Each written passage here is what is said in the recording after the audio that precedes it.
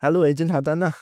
Mari kita bincang cara nak dapatkan kumpul testimonial daripada klien anda dan juga kita bincang cara mengeratkan hubungan anda dengan klien. Maksudnya anda kencing lah dengan klien. Dalam tangan saya ada perjanjian sewa. Okey, perjanjian sewa yang sudah dimatikan stamp. Ya, saya tahu sekarang ni semua sangat senang kan. Semua online dah boleh buat. Semua e-signing, e-stamping. Lepas tu, perjanjian sewa pun boleh hantar melalui WhatsApp. Yang dah matikan stamp, semua boleh hantar melalui WhatsApp. Okey? Tapi, ini bukan tujuan saya buat video hari ini. Tahukah anda, apabila anda menggunakan taktik ini, anda dapat jumpa tuan rumah dengan penyewa. Okey? Apabila anda jumpa tuan rumah dengan penyewa, anda pun boleh letaklah penyewa saya datang daripada negara China. Saya ada letak sikit, bukan letak name card saja, saya ada letak saya punya contact number. Lepas tu saya letak macam surat ni, surat untuk selamat datang dan berserta dengan banyak kontak bomba lah, polis lah, hospital, semua dengan management sekali. Okey?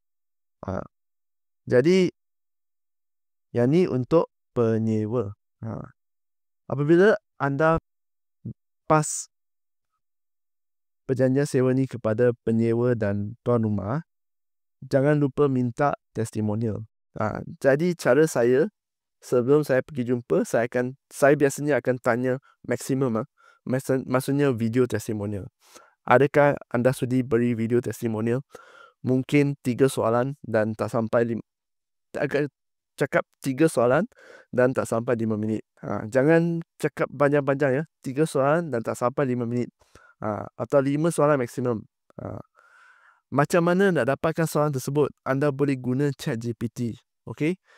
Tak tahu macam mana ChatGPT, you boleh type dalam bahasa Melayu, tak ada masalah, mereka akan keluar 5 soalan ke 3 soalan untuk anda. Type dalam ChatGPT, anda seorang ejen hartanah yang sudah baru close satu case, okey? Baru case sewa atau case jual, baru jual rumah.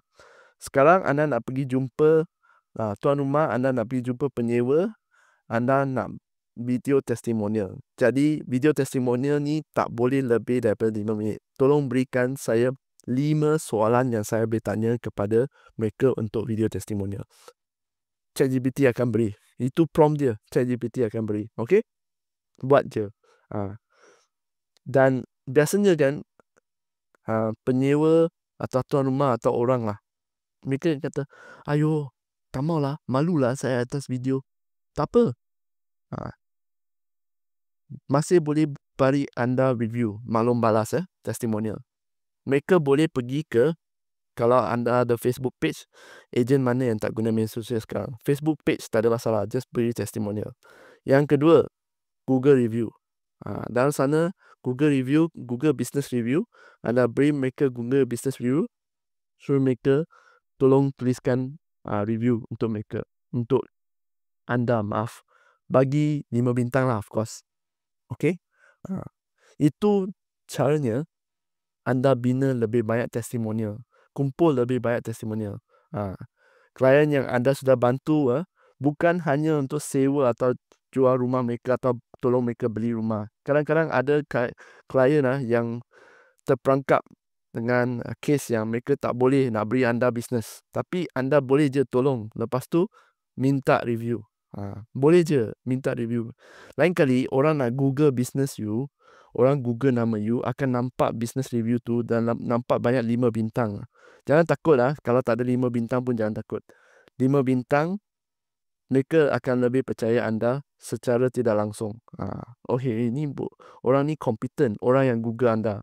Lepas tu, apabila anda jumpa tuan rumah yang baru atau klien yang baru, mereka tak percaya anda sebab mereka tak kenal anda. Tapi, anda boleh tunjuk you punya Google business page. Tengok, saya ada semua klien di sini yang pernah bekerja sama. Saya telah membantu mereka. Saya mesti boleh bantu anda. Anda akan beri keyakinan kepada klien. Tak kira lah mereka tuan rumah ke, mereka nak beli ke, mereka nak sewa ke, mereka nak jual ke, tak ada tak kira. Okay?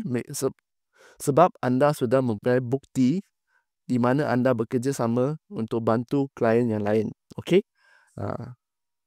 Jadi itu saja yang saya nak kongsi. Saya harap perkongsian ini telah sedikit sebanyak membantu anda membina bisnes hartanah anda. Okey? Bisnes hartanah kepada semua ejen di bawah sana.